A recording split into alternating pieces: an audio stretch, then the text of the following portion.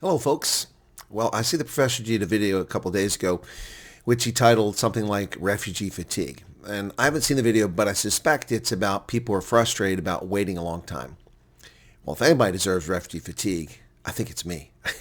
Nobody has been on this issue. Nobody's done more on this issue, working on it independently, freely, without working for the government compensation, trying to help people, trying to explain the situation, going around the world, meeting with potential refugees and meeting with refugees who arrive in the States, trying to explain these things, interviewing people. Nobody's put this kind of effort that I put in. So if anybody is entitled to refugee fatigue, it's me. Particularly the banal, endless, ridiculous comments and questions I get through WhatsApp and email asking the same damn questions over and over again. Oh, I love your videos. I watch your videos all the time. Poppycock. If you watched any of my videos, then the questions you're asking would have been answered already. Either that or you're hard of hearing. Now, if this hurts some people's feelings, then you need to put on your big boy pants, okay? Because I need to splash a little water on reality here. Well, I've been waiting 4 months since I was approved. Stop looking at the portal.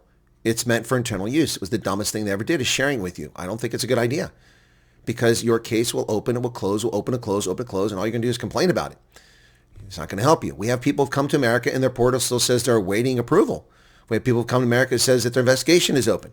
Stop paying attention to the portal and get out of the WhatsApp groups and get out of the Facebook groups because they're all just a bunch of nonsense. You're getting yourself spun up. And quite frankly, I'm getting to the point where I've had enough of people whining about how long I've been waiting too. Let me explain what I'm talking about. Well, I've been approved for 4 months. So what? There are people who've been approved for a long time. They haven't gone anywhere.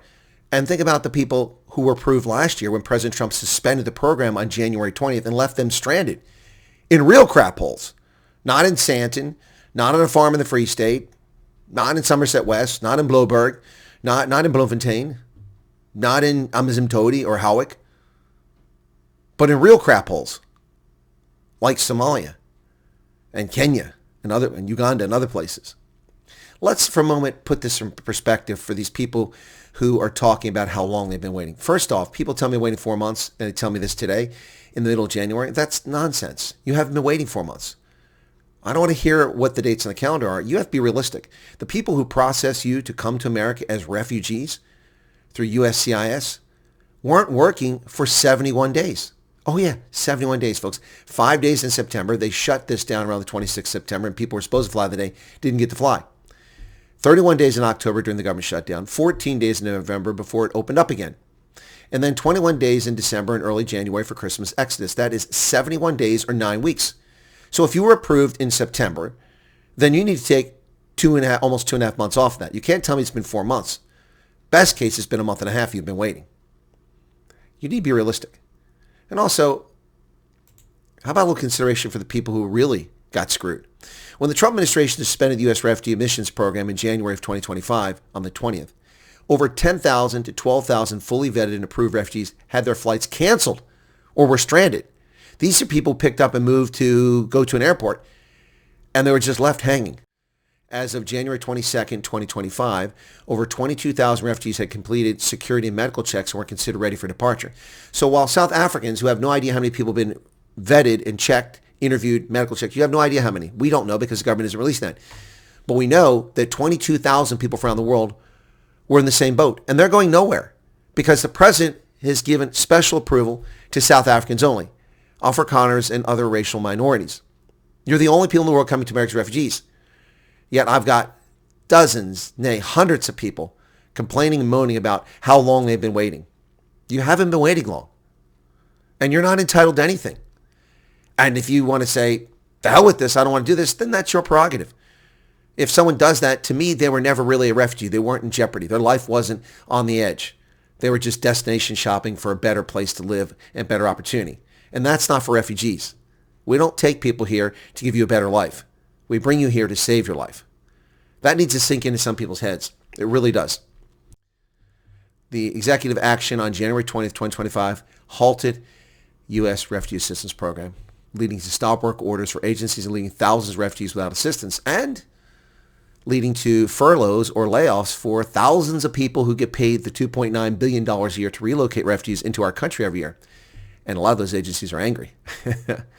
Yes. So people need to be realistic about what's going on here. Now, if this hurts your feelings, then you have soft feelings. If you don't like me, that's your problem. I've never told you anything but the truth. I've never misled you, and I'm not misleading you now. Some of you need to get an azimuth check. You need to get centered on reality here. You're entitled to nothing. No one else in the world is offering you jack squat. So you want to get pissed off at Trump? Get pissed off at Trump. Don't come over. Doesn't hurt my feelings. My tax dollars are resettling you over here. You're welcome to come if you qualify and your life is in jeopardy and you're a victim of persecution. You're welcome to come here. That's what the program is for. And I'll assist you in any way that's legally possible to do that and answer your questions as best I can. But constantly complaining about, well, I've been waiting this long, I've been waiting that long. Well, I applied in February. Nobody applied in February. Stop telling me that. People send me email messages and WhatsApp. I applied in February. Nobody applied in February. That's a load of crap. No one applied. That shows how little you know about the program, or the fact that you don't even watch my video and you think you're going to hoodwink me because somebody said you should write to me. Well, write to the colonel. He'll answer your questions. No. I know the program. I know what happened. In February, on the 10th of February, 2025, the U.S. Embassy in South Africa posted on their website an email address for PRM that you could send an email to express your interest. And from that email, they started a pilot project, which I described at the time without any information from the U.S. government, and eventually they used the same terminology as me, to see what the interest was, to gauge the interest. That was the purpose of the email. Didn't mean you were coming here. You weren't applying for jack squat. You were expressing your interest, but they want to know, is there going to be 10 people or 10 million people want to come over in this program? So from that, they went through interviews and started serious vetting, background vetting for people like Thea von Straten and Charles Kleinhaus and others who came over here, like Earl Langton in the first batch, in the proof of concept. They interviewed approximately 100 people or families that went to Pretoria, just to Pretoria, between that date, and it started, I think, in March and April, and they came over, and in May, the first group came over in proof of concept. So no one applied in February, and no one applied in May. You once again put a statement of interest in it, but instead of an email, which they couldn't handle emails, they used an automated form through Google, which is called a SOI statement of interest, on the 12th of May, when those folks landed. Before they actually hit the ground. That's when the thing was released on the morning of the 12th of May on the embassy. So then you stated your interest. No one ever applied until November, when the intake questionnaire went up, and that's the formal application as such. In the meantime, if you were called or contacted by RSC, who's a contractor, a vendor working for the U.S. government, or you were reached out to later on by the Amerikaners who are doing this work on behalf of the U.S. government, you were then in a process of applying for it. But folks, you got to be realistic here. People complaining and moaning about things. And look, they'll tell me I'm cold-hearted. I'm not. You're just not listening. You're wrapped up in your own situation and not paying attention to things around you. You should take the advice I've offered all along.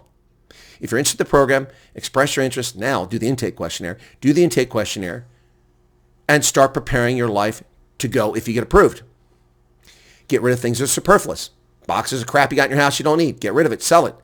Throw it away. Burn it. Bury it. Whatever it is. Start unwinding your affairs as best you can without sharing them with people, because then you may become a target from idiots who have a problem with this program.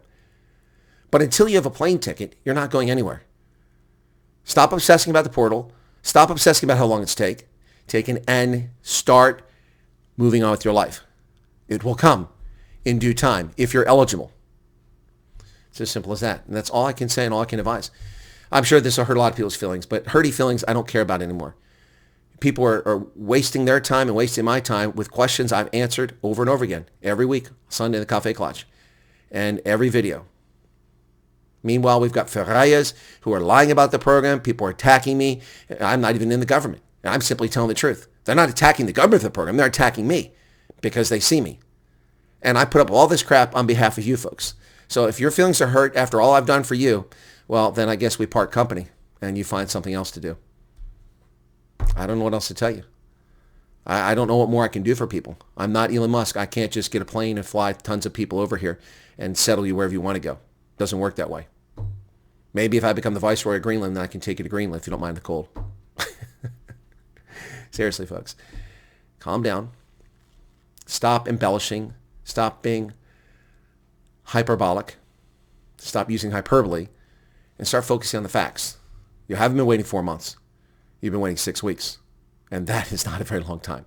How long have you been waiting to get your driver's license renewed in South Africa? Someone to answer that question for me? How long did it take to get a passport? A lot of you still haven't got a passport. You applied a year ago. And you're complaining about a program that 6 weeks ago you say you were approved for and you haven't flown yet. Meanwhile, I report here every day the things going on. A couple of days ago, 120 refugees arrived in one day. That's up from 50 on the 6th of January. 6th of January, 50 South Africans came over when we restarted the flights. Now 120 are coming over. Wait till the February report comes out. You see how many people come over. Got to put things in perspective. Stop stressing. Good luck.